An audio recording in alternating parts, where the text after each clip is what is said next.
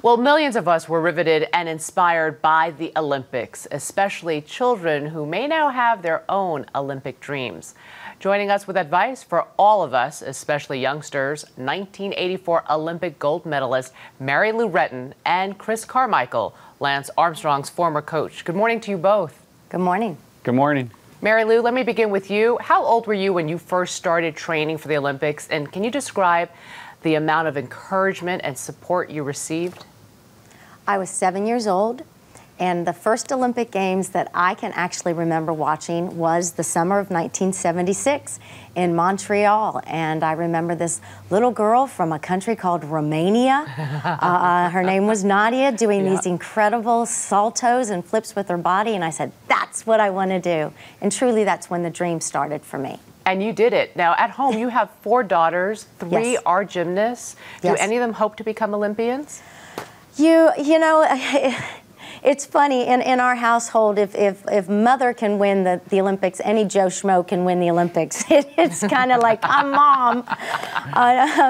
But, you know, gymnastics is an awesome sport. As a mother, as a parent, our job is to introduce our children to a wide variety of activities. They can pick and choose what it is they would like to do. And 3 chose gymnastics. Do they have Olympic aspirations?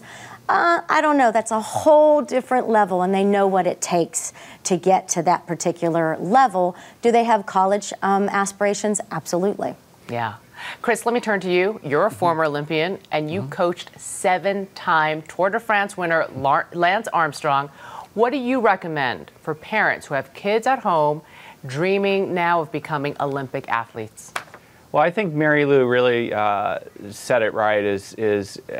And you want to introduce your kids to as many sports as you can, because whether they go on to win an Olympic gold medal, that's great. But you know, sport is really about building character and all the things that come from sport: conflict resolution, teamwork, goal setting.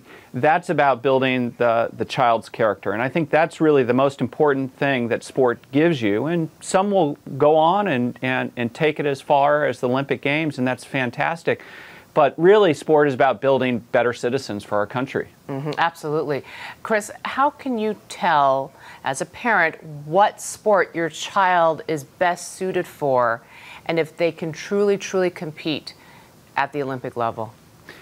Well, you know, I kind of think that it almost self-selects itself. I think when kids get into a particular sport, what they connect with is their friends, the camaraderie that's built up out there, and also if they're having success themselves in that sport, you know, they tend to gravitate to the sport where they're most successful at, and I think that's an important aspect, and it shouldn't be something where a parent decides what sport to put their child in, because ultimately it's up to the child to determine, you know, what they like doing, and if it's the parent pushing them, then ultimately, you know, they're not going to last. I agree completely with Chris, and Chris, I think something that you're not saying, and I know you believe, is the children have to be passionate about what they're doing. Absolutely. Especially when you get to that Olympic level. I mean, you're working out 8 hours a day. There's a lot that goes into just something other than working out. I mean, I'm spokesperson for Tyson. Tyson was the official protein provider for these past Olympic Games that just closed last night.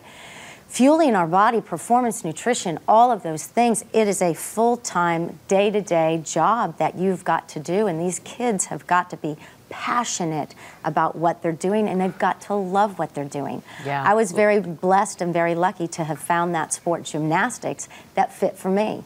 Yeah, a lot of life lessons to be learned, very far-reaching ones in taking part in sports. Mary Lou Retton, Chris Carmichael, thank you both. Thank you.